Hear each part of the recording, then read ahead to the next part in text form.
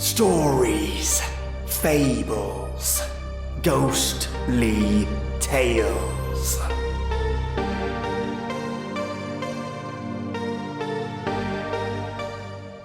What do stalkers, kidnappers, dangerous vagrants, a dodgy work colleague, and stranger danger have all in common?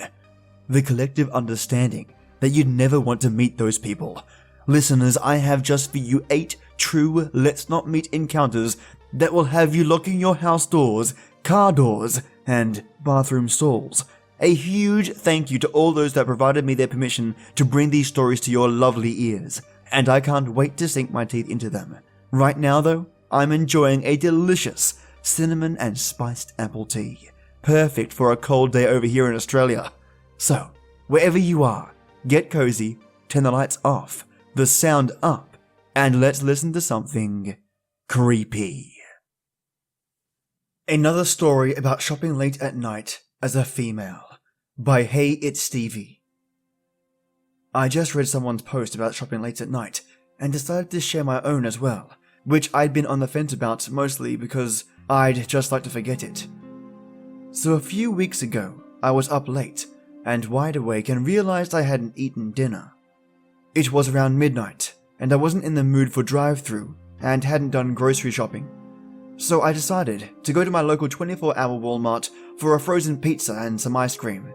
I'm clearly single. My city is very middle class, very quiet, very suburbia. So I really was not feeling at all concerned about going.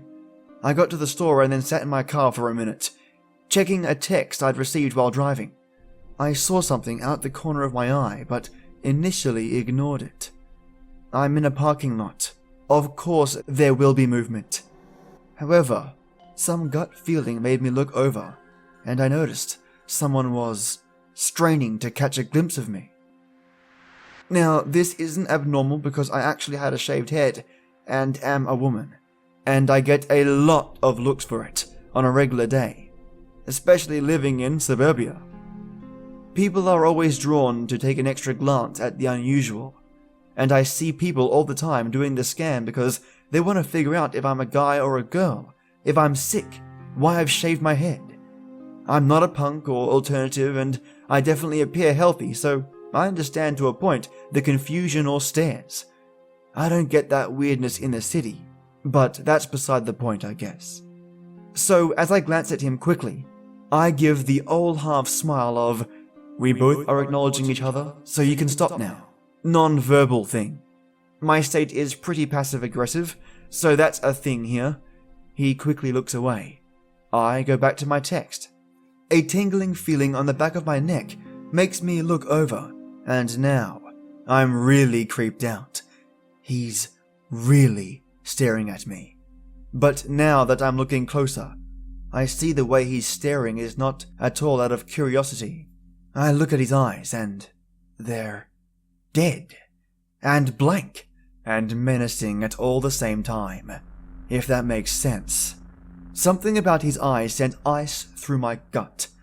I can see he's in a rusty truck full of weird shit and dirty plastic bags, and has a giant smear of what looks like blood all over the passenger door.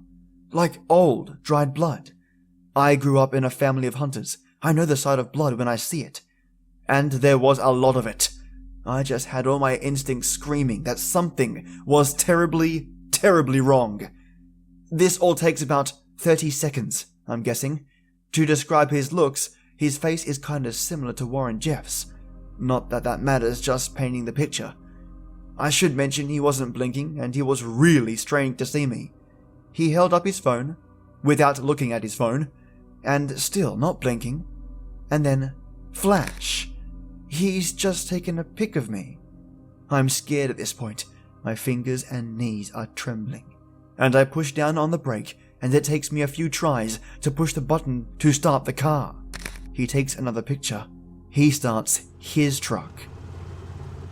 I drove the fuck out of the parking lot and onto the main road. He's following me, and I debate calling the police. I'm about to call when I realize he's not behind me anymore. Okay. I'm fine. Everything is good. It's fine. I took the long way back to the store. Yeah, back to the store. Apparently I'm incredibly stupid. I don't know. I get to the store, a little jumpy, but he's not around. I'm inside, with my basket, I have my pizza, and I'm now browsing for the pint of ice cream I'd like. I see another flash. I turn. It's him! At the end of the aisle, he's still holding his phone up, weirdly, without looking at it. His clothes are dirty as hell. I'm pissed now and yell, "Oh, fuck this dude!" Because I'm aggressive when I'm scared. I slammed the freezer door shut and began stomping toward him, even though I was fucking terrified, to try and scare him off. And it worked-ish. He ran off. The ice cream is near the registers, so I grabbed the random pint and very quickly hustled to the register. He wasn't behind me. I start ringing up, and he's in the woman's clothes, which is right behind the register. He has his hand on a pile of shirts, and he's kind of fingering and rubbing the shirt on top, and looking at me. I told the cashier as quickly and as quietly as I could what was happening, and she called the manager on duty, who I guess called the police. She advised me to stay by her. He must have gathered what was happening and scampered off.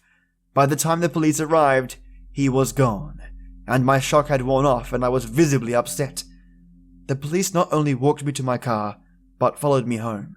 It's not far. But to make sure that I wasn't followed by the creep. I'll never go to that store again, and I've been getting so creeped out coming home at night. I live alone half the time, and my daughters live with me the other half of the time. I don't feel safe. Creepy motherfucker with the bloody vehicle taking pictures of me at Walmart. Let's not ever meet again. Fake Trick-or-Treaters by justkindafloating. So this happened on Halloween when I was about 11. My friend and I decided to go trick-or-treating. Yeah, we were a little old, but we just wanted some free candy. I lived in a very nice neighborhood, one of the ones where everyone gives out the full-size candy bars, so it wasn't unusual to have a lot of people come there to trick-or-treat. However, that also meant that there's about an acre of front yard for each house, so it took about 3 minutes to walk between each door. It was a good night for Halloween weather-wise, not too chilly, not rainy or anything. This is important later. So it's approaching 8:30 p.m, and after hanging around on the golf course and appreciating our candy haul, we decide to start heading home and call it a night. The street I live on is a gigantic U-shape, like a little over half a mile walk from the top of the U down to the bend to the other side. We were walking towards the end of the U further from my house, as we wanted to take the long way, since it was such a nice night. It's about 9 p.m. now, so no one else is really out anymore at this point, and people turned off their porch lights, the universal signal for no more trick-or-treaters. That's when we notice a lone white van parked on the street. We made a joke about how it looks of the stereotypical kidnap vans with the painted windows. That's when we notice it shift out of the park and slowly creep down the street towards us and park at the next house. Oh, they must have kids trick-or-treating, I said to myself. It wasn't uncommon for people to drive their kids from house to house since they were so spread out in our neighborhood. But given that it was 9 p.m, and a night with nice weather, it struck us as a bit odd. We checked every few minutes and it seemed to just be stopping from house to house, like normal. We turned around again and kept walking at a leisurely pace, gossiping and whatnot. That's when we hear the car squeal as it moved forward down the hill and park again. This time, only about 2 houses away from us, on the opposite side of the street. Again, weird time to trick or treat, but whatever. That's when we realized there were no kids getting out of the van. Not one. Now, this was before my first phone, a red and white Samsung Propel, since it was 2008. We were only 15 minutes from my house, but we were a bit disturbed, so we walked to the nearest door, rang the bell, and stuck our bags out in an attempt to act normal. A woman opens the door just a crack and proceeds to berate us for trying to trick or treat at this hour, and slams the door before we could even say a word. Okay, thanks, lady. We turn around, and the van is right there, parked in the wrong direction, on our side of the street. The windows are tinted, so we can't even see the guy driving. Trying to keep our cool, we casually walk away from the door and up the street into this cul-de-sac loop that's on the side of the street that makes up the bigger U. If you cut through that loop and hop a couple of fences, you can end up at my back door. The van goes the same way. Now we know he's following us, since there's no reason for him to go up this side street otherwise. We break into a sprint, and I am by no means athletic, but I hopped those fences like an Olympian. We run inside my house, lock up the doors, and freak out while we sit in the front hall. Not 5 minutes later, the van slowly drives down the street past my house. We stress eat our candy and think of what could have happened if we hadn't been aware of our surroundings. Fake trick-or-treater man with the creepy white van. Let's not meet. Followed me home from McDonald's on a late night walk. By omgshutupmeg. Love the name. This was about 18 months ago. I lived alone when I was 19, and one night, I decided to walk down to McDonald's like I do on occasion. I lived about 1 kilometer from McDonald's. It was a bit of a sketchy area, a lot of people roaming the streets, a lot of drug addicts and criminals. I started walking and saw 2 guys, probably around my age, on the other side of the street. In this situation, it is important to note my house and McDonald's were on the same main street, opposite tree-dense campsites on the beach. I could feel their eyes as I walked past, but I didn't look up. They crossed the road and started walking behind me.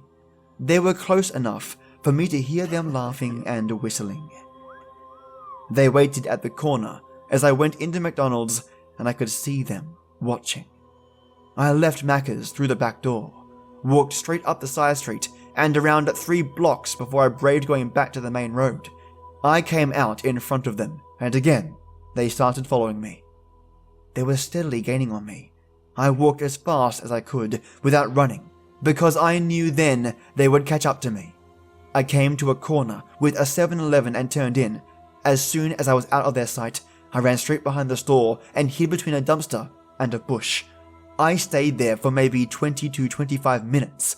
I slowly emerged and went up the next side street. I followed that street down until I came to more shops behind the main street.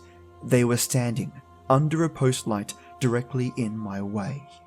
I froze and walked backwards so slowly and carefully, trying not to be seen or heard. I ran around another side street and ended up looping around my house and jumping my back fence. After that, and a couple of other similar experiences, I have serious anxiety about leaving the house by myself. Homeless Guy Hiding in My Laundry Room by sudrawkid. So, I don't live in the greatest area, nor in the nicest apartment, so I'm always kind of checking my surroundings when I'm out and about. Nothing crazy, just being aware of what's going on around me. This being said, the other night I decided that the mountain of dirty clothes inhabiting my closet was bordering on disgusting, and it was time to do one of my least favorite chores, laundry. I don't mind doing laundry itself, but the laundry room in this building always gave me the creeps. It's in the dank and dark basement of the building, and you always have to grope the wall for the light switch. It really would make an excellent location for a horror film, to be honest. So I go down, throw my laundry in the machine, everything's fine and dandy. Come back 40 minutes later, throw it in the dryer. Nothing out of the usual. Yet. An hour later, I go back down in the basement to collect my stuff out of the dryer. Well, when I turn on the light, the dryer door is open, and my shit is strewn about, on the ground, hanging out of the dryer, etc. And to top it all off, they were still wet, which was the worst part. I didn't want to have to keep coming down to the laundry room because I'm a lazy shit. Normally I'd be like, whatever, because sometimes people open dryers and just don't close them. But this really looked like someone rummaged through my stuff. Shrugging this off, I put my stuff back in, and that's when I get such a sharp chill running down my back. It was so random, I genuinely felt like I wasn't alone. So I turned around, back to the elevator, because like I previously stated, lazy shit. And all of a sudden, I hear the sound of someone frantically running up the stairs on the other side of the room, almost as if they'd been spotted. Anyways, I get all my laundry back to my apartment and notice I'm missing some stuff. But at this point, I'm kinda creeped out, so I'm not in the mood to go snooping around looking for some t-shirts. So I kinda just forget about it. Until a couple of days after, I received an email from our landlord telling all the residents that a homeless guy not only broke into the building, he performed sexual acts upon himself in the laundry room, then started a fire and went around the building trying to break into people's unlocked apartments.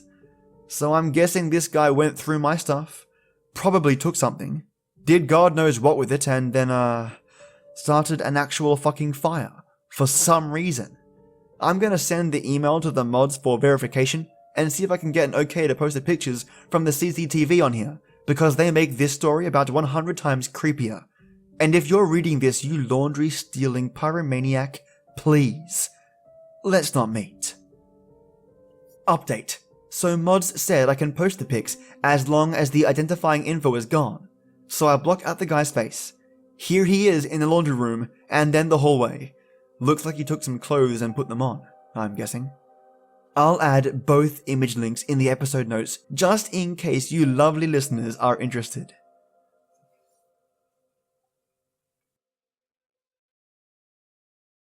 My Work Colleague, the Friendly Creep by 66666M. This is my first ever post. I've been debating about posting this for a few days since there is some media coverage, but I decided I'm not at risk anyways.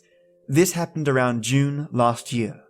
I had been working at this grocery shop for over a year as a cashier and became kind of friends with a few of the people I worked with. I was often put on the night shift, finishing at 11 PM if I remember correctly. So it was usually me, another cashier, and about 5 night fill people who restock shelves and whatnot. On this night, one of the night fill people working was, let's call him P, a charismatic, early 20s student who was super nice to everyone in the store, and sometimes hung around the counter talking to me and the other cashier for a bit when I wasn't busy. Nothing strange about him. I actually liked it when he was working because time passed quicker when I had someone to talk to. Little did I know. At around 9 PM, I went on my break. The office break room was downstairs, and the staff bathroom was next to it. While I was having a snack, P came in and we had a short conversation. I think we were just talking about what we did outside of work and whatever. He left, and after finishing what I was eating, I went to the bathroom. The staff bathroom was just a single room. No stalls with lockers at the back, where we put our things. A toilet next to them and a sink. As soon as I walked in, I noticed an open locker at the very bottom next to the toilet with a bunch of someone's things in it. I remember very clearly noticing it because I saw a pack of cigarettes and I really wanted to take one, because I was a smoker who didn't buy her own cigarettes at the time. I sat on the toilet to do my thing while still looking at the locker. I noticed there was an iPhone face down, propped at an angle with a jumper, and instantly, Kill Bill sirens started going off in my head. I ignored it for a bit and just closed the locker door. I finished doing my thing and just started pacing around the bathroom. I knew this was dodgy, because firstly, why would anyone put their things in the bottom locker next to the toilet, which is probably the filthiest place to put them? Secondly, even though most people didn't have locks on their lockers, who would leave the locker wide open with their phone in plain sight?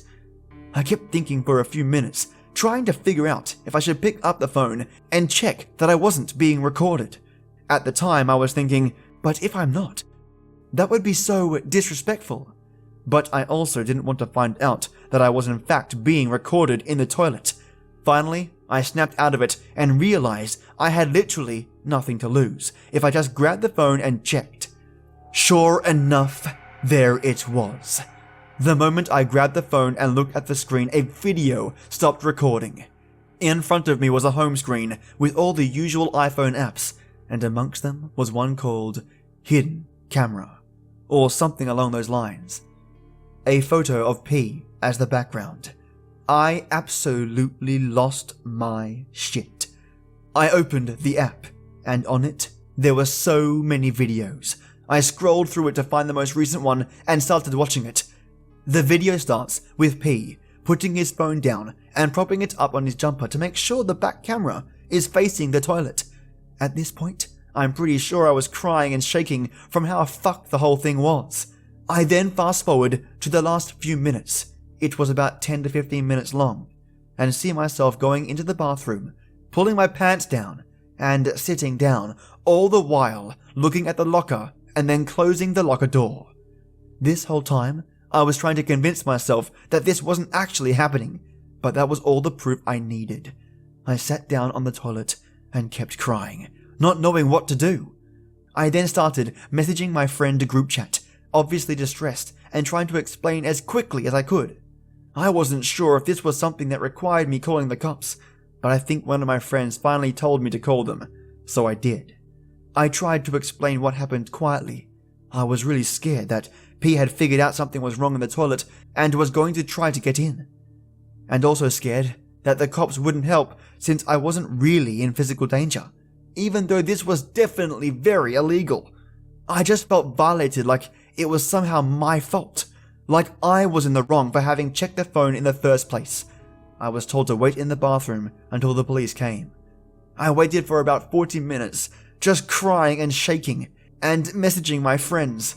Then I heard a knock at the door, and they told me it was the police. I let them in and they closed the door. Behind them was P, looking like a scared dog. I told them what happened. They looked at the phone, gathered all the evidence, arrested P, and took me to the police station to make my statement.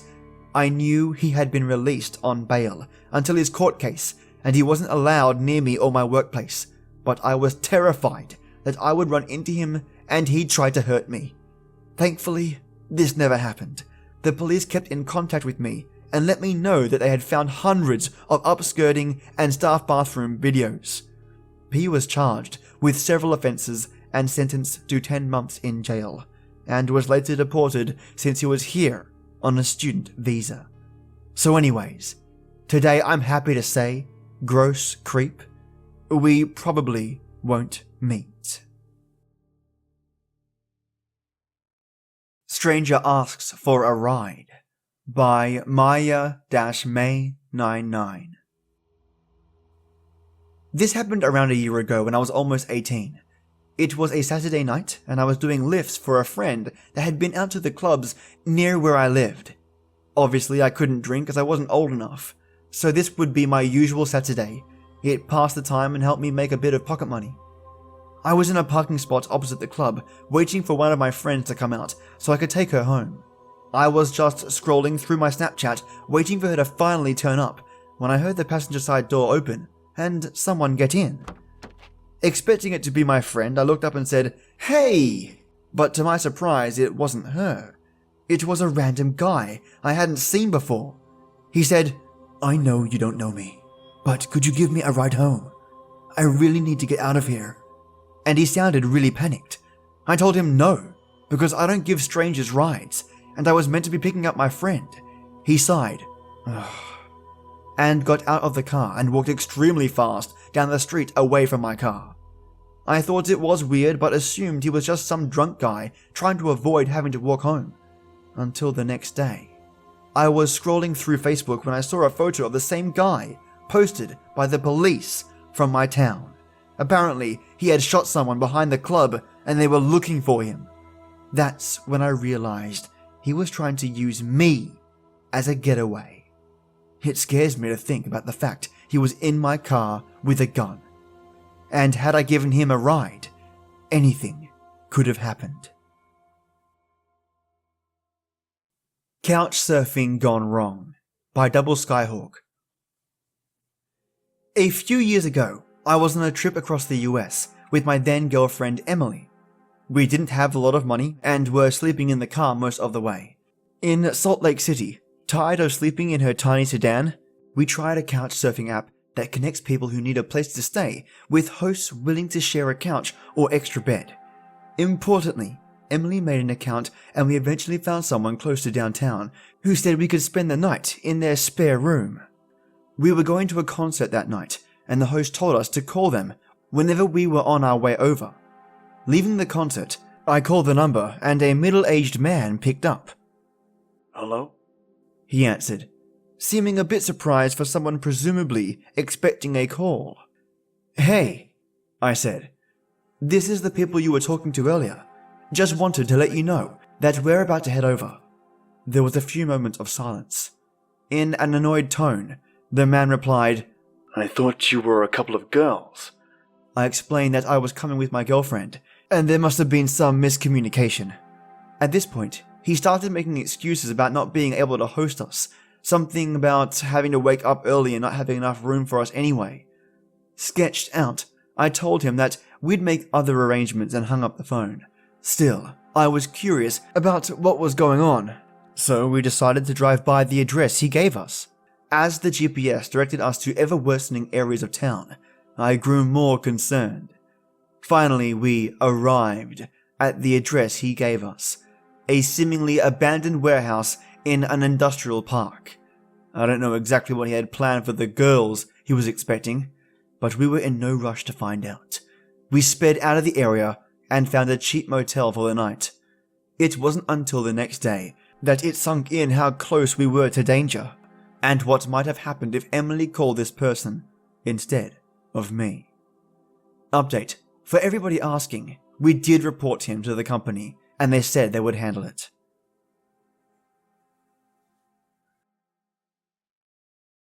Thought I was overreacting with a customer, but I wasn't. By Tavik7. This has been happening over the course of the last few days. Sorry if it's a bit confusing to read, I've been a little shaken up by it. Also, a bit of backstory. I just moved and left everyone behind in Florida, and I'm about 1,600 miles away, so I'm living alone with just my dog. I've been working at this place for 2 months now, and at my old store I never had this problem. I work at a popular restaurant/fast food chain, and there's this guy who comes in every day. As per new customer rules now, we have to be overly nice to customers and they want us to be on a first name basis with our regulars. Whatever, I can do that. I'm actually really good with customer service, so we introduced ourselves the other day. He's a really nice guy. Easily 37 to 42 years old. Found out last night he's actually 47. I came in the other day to work and I patted him on the arm as I walked by and said hi, because I'm a nice person. Well, this past Thursday, he comes in and instead of sitting in his usual spot with his co-workers, they all sit next to our takeout window, which is where I was working. This guy gives me his business card, tells me to text him later, winks, and sits down, and proceeds to casually look over at me and watch me occasionally. I told a few of my managers and everyone laughed at me. I was so uncomfortable until he left. I went home and started to think I may have overreacted to the situation and tried brushing it off. I mean, this guy just assumed I was interested in him because I was being nice. Fast forward to yesterday. Creepy guy got worse. He came in and I was on the cash register, so I had to interact. First thing he said to me was, "I'm sorry I was too forward the other day." I said it was fine, and started ringing out the next person. He left. I went to our takeout side again, and lo and behold, he's sitting there. Great. I tried avoiding him at all costs, but he's full on staring. He waved at me and asked why I never texted him. I showed him my hand with a fake engagement ring on it. My mum, boyfriend, and I all agreed this would be the easiest way to stop this. This is why me being alone is important. They're both back in Florida and can't help me much. And he said, "Oh," and left me alone. Then he came up asking for more ice, and someone else got it because we knew he just wanted me to get it. He asked me directly, so he could talk to me. Then he came back and asked for toothpicks, asked me directly again. Again, someone else got them. Then he finally left. Co-workers are starting to understand why I'm freaking out in the back, trying to avoid him. Fast forward to 3:15, mind you, I'm off at 4 and freaking out at this point, and he comes back for a bag of chips, alone. He sat in the corner where I couldn't see him, then he moved to the takeout window again, then moved back to his hiding spot. Then he came up to the window while I was there. I said, "Hey." He didn't answer, just stared at me for a solid 30 seconds, then walked away. Then I saw him leave at like 3:45. I was relieved, but had to have someone walk me to my car. And then I went to buy pepper spray. All the while, my general manager was making fun of the situation the whole time. And another manager that didn't witness this crazy guy said, "I don't believe that. He's a nice guy." My coworker went off on him. Thanks, Jen. The one most fucked up part of it all. My manager refuses to ban him from the store after admitting what he was doing was creepy. I talked to my old manager back in Florida about it, and he said after the first incident he'd have banned the guy. So I'm still forced to interact with him. So Dave, I'll probably end up seeing you tomorrow, and I wish I could say, let's not meet again. But please, leave me alone.